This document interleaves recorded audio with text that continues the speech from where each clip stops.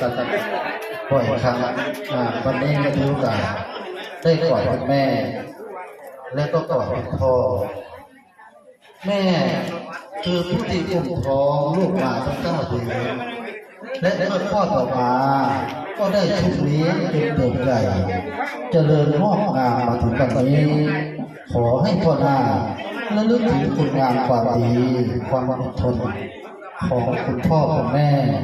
และผู้มีพระคุณอันยิ่งใหญ่นี้กอดนี้เต็มไปด้วยความรักกอดนี้เต็มไปด้วยความอบอุ่นกอดนี้เต็มไปด้วยความห่วงใยกอดนี้เต็มไปด้วยความปรารถนาดีคำว่าพ่อคำว่าแม่นั้นเป็นคำแรกๆที่ลูกมักจะเรียกเมื่อเจ้าเรียกพ่อเรียกแม่ได้พ่อแม่มีความภูมิใจเสียเกินมีความดีใจเสียเกินพ่อหน้าเอ๋ยที่เจ้าสามารถเรียกพ่อแม่ได้ท่านกล่าวไว้ว่าพ่อแม่นั้นอุ้มไม่หนักเหนื่อยไม่พัก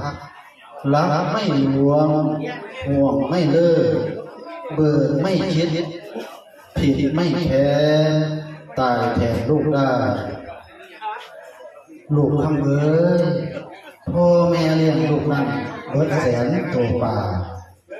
พ่อแม่เลี้ยงลูกมาเบิดแสนขาไก่ย่ามคนเดียวในแลให้แท่นขาดนมให้ลูกเพชรแต่มันสมตรงตอนมันสูงย่าเฮ็ดให้วิดามันดาทุกให้ค่อยเพียรถนอมเลี้ยงเอาเด้อต่อไป